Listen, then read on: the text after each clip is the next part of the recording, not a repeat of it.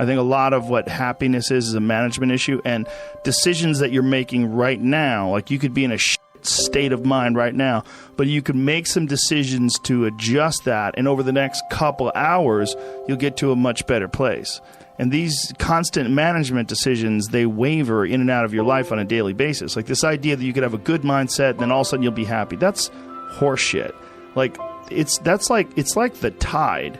It comes in and it comes out. And there's going to be days where you're just not feeling so good physically, and that's going to affect the way your happiness level is. It's never static. It's never exactly the same. This is something I've cultivated for a long time and avoided things that make me unhappy and figured out what those things are and been very rigid about eliminating them from my life. And one of the big ones is eliminating interactions with people that are negative. That is gigantic. And because I've realized that I'm not really as independent as I used to like to think I was. I used to like to think that my thought process was independent and that I don't give a fuck what anybody thinks. That's nonsense. People say that because they absolutely care what people think and it bothers them. So they say, I don't give a fuck. But that I don't give a fuck stuff is almost entirely nonsense. You do care. And you care in both ways. You care if people are critical of you, care if people are positive of you, but you also care if people are living positive lives and they're motivating you. That's a big one. People are fuel. You know, like just talking to you about your time in the monastery or your push to get to that 100 miles. Like you get energy out of people like that, and you think about this energy and you think about this inspiration when you're doing other things. And it also sets in your mind that when you meet these exceptional people that move you, like what are the characters, what are the qualities that they have, what are the characteristics that they possess, and those things become significant and important to you. Whereas if you live around a bunch of people that are complaining and bitching about everything, and they see the negative in everything, and they're always whining, those people are the opposite of that. They're the opposite of inspiration, and they're mud. You're just like, what? It's like you're up to your ankles in mud. You try to trudge through life. It's difficult. You're not light. It's not pushing you. There's not a wind at your back. The wind's in your face, and it's rough. You know, and over time, I've learned that these people, you're not going to fix them. I used to want to fix them when I was young. I used to want to go, hey man, I see what you're doing. Like, dude, don't do that anymore. Listen, just do this and stop doing that and start doing this. And if you just work towards this, you could be successful. And then a week later, the guy's doing the same.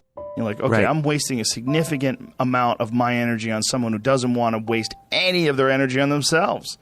And so managing the community and the tribe that you're in, making sure that you're a good member of that tribe, that you're doing your part.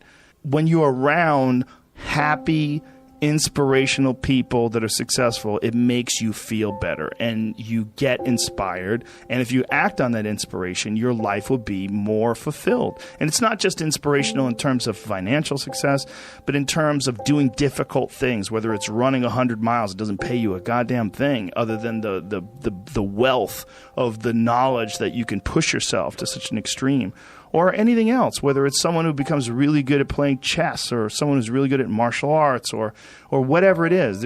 There's a great feeling in these overcoming these difficult things, because life is never this just constant state of I'm at a 9 all day, and when I'm with my wife, I hit 10. Yay! And I stay like that. That's not real. What's real is like you saying that you went to this monastery and felt all this angst about meditating and being alone and not having your phone and not having the input. But then when it comes out of it, then you have this reward. So you push through this and you had these uncomfortable feelings, and you came out of those uncomfortable feelings with this newfound appreciation for time and this respect for your own existence in your own space and carving out 3 hours for yourself a day. That's where it all comes from. It all comes from life lessons, and the lessons are learned through struggle. And I think that there's a lot of people out there that think somehow or another you're going to get to some place where you're living in silk sheets and you're getting your toes done while someone's dropping grapes into your mouth.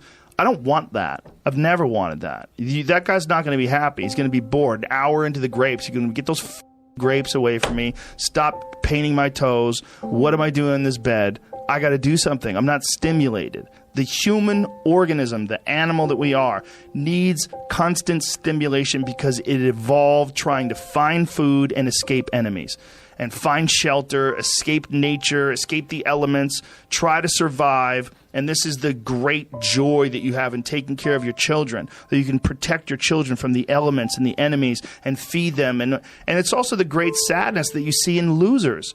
When I see a loser, I see some guy who's 43 years old, lives in his parents' basement, and he hates the world. I'm like, that was a baby. Man, this is a baby that somebody just gave shitty nutrients to, whether it's nutrients in the forms of food or in the form of thoughts and ideas and examples. And this kid developed these horrible, self-defeating patterns of behavior that have led them to this point where they're this middle-aged person with no future and no idea of how to get out of this rut and probably never will escape it. You know, I mean, this is the world that we live in today. And I think part of that world is because we have been fed this line of horseshit that you're supposed to seek comfort. And I don't think you are. I think you're supposed to seek lessons, and you're supposed to seek difficult tasks and accomplishments. And through those things and through doing things that are hard to do, even if it's just a 90-minute hot yoga class. I do a 90-minute yoga class, man. Those last 20 minutes, I do not want to be there, man. And I definitely don't want to give 100%. And I can cheat. I can kind of half-ass it. But if I don't, and I get through it, when that time is up and the lady says namaste and everybody gets up, I'm like, man, I made it. You know, I lost 15 pounds. My yoga mat is drenched to the point where I could literally wring it out and fill a jug up with water.